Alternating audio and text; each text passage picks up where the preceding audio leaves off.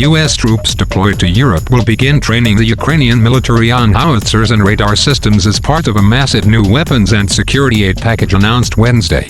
The planned training is a major development in the U.S. involvement in the bloody Russian war on Ukraine and will put its military once again in direct contact with Ukrainian forces after U.S. troops left the country in the weeks ahead of Russia's invasion.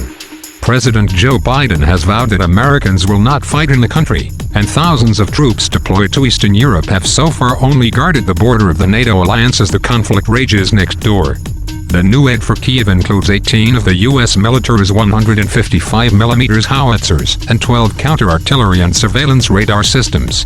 The $800 million package, the latest in a total of $2.6 billion worth of war support since February, was approved by Biden on Wednesday as Russia's planned conquest of Ukraine appeared to enter a new phase in the eastern Donbas region and Moscow continued an assault on the key city of Mariupol.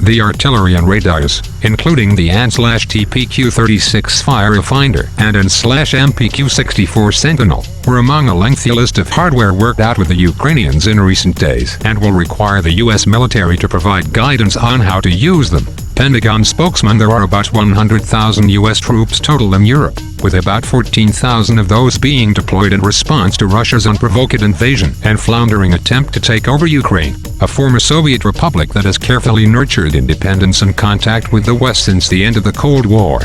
The Pentagon said details of who would provide the training and where it would occur had not been worked out on Wednesday. It's more likely than not that what we would do, because they are in an active fight, is a train-the-trainers program, Pentagon spokesman said. So, pull a small number of Ukrainian forces out so that they can get trained on these systems and then send them back in.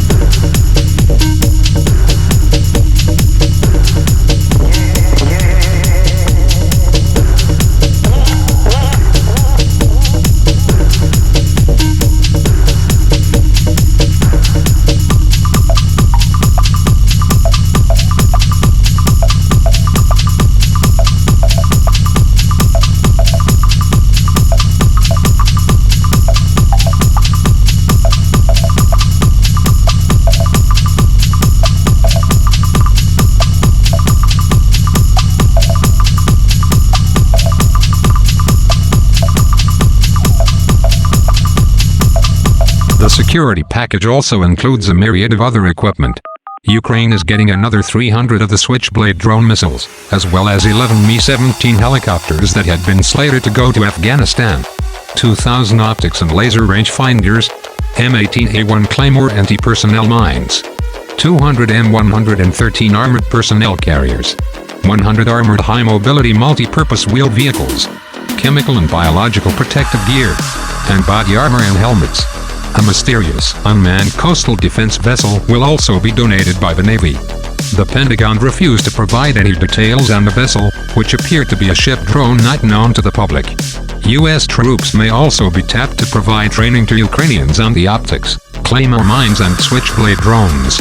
A small number of Ukrainians who were in the U.S. since before the Russian invasion on February 24 have been trained on the drones, which are essentially flying missiles that can loiter over the battlefield.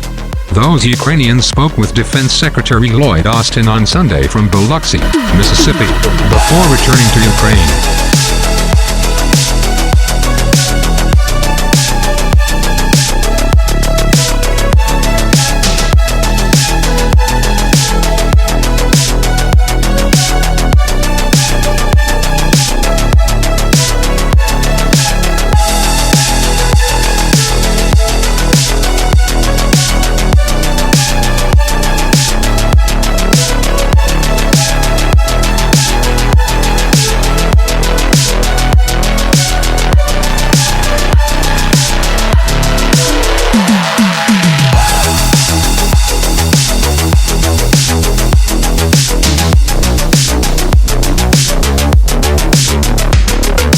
The US and NATO allies have pumped weapons such as Stinger and Javelin missiles into Ukraine that may have been key so far in repulsing Russian forces and destroying its tanks and aircraft.